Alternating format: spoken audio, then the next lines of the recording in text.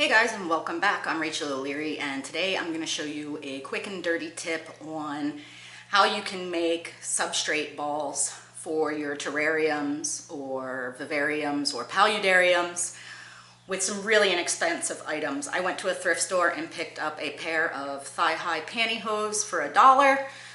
I went to the drugstore and grabbed some mini hair elastics, and then I have a bag of ABG mix, or you could use whatever substrate you're using in your build. And let me just show you how quick and easy this is. These are great for wedging into cracks and crevices on the walls or hardscape of our terrariums, vivariums, and paludariums in order to give some soil for the plants to bind to. They tend to grow in through the mesh. It works really, really well, and I've been super happy with the results in my paludarium, so I thought I'd just show you guys real quick how to make it. Let's get started. Now you could use any number of fine mesh materials. I just happened to use pantyhose because it was cheap and easy for me to source. I started by banding off the end. Actually, the very first one I made, I just shoved it into the toe, but for each subsequent one you have to start by banding off the end.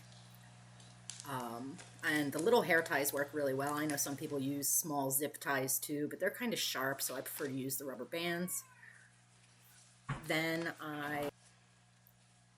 I start putting the substrate in. I try and stretch the pantyhose as much as possible and then add the soil. I usually go for substrate balls from golf ball to about softball size. These are a bit smaller because the enclosure they're going into is a nano enclosure.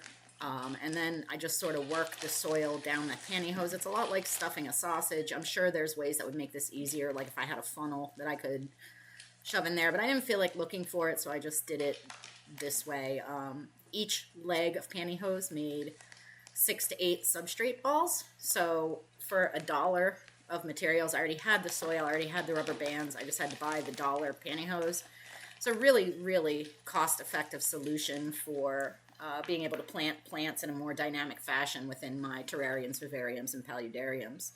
Once I have all of the soil squished down to the bottom, I really try and expand the pantyhose as much as possible, and then I'll tie it off again with another rubber band and then cut it with scissors, and you're good to go.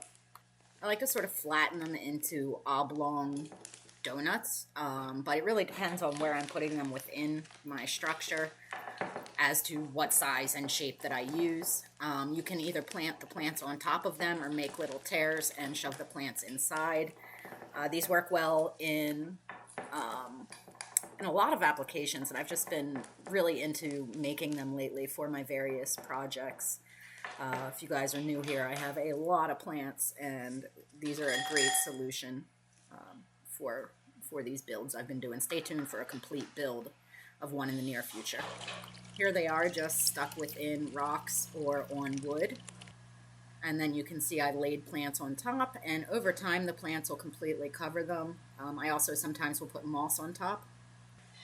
As always, thanks for the continued support. I hope everyone is staying safe and healthy, and I'll see you in the next video.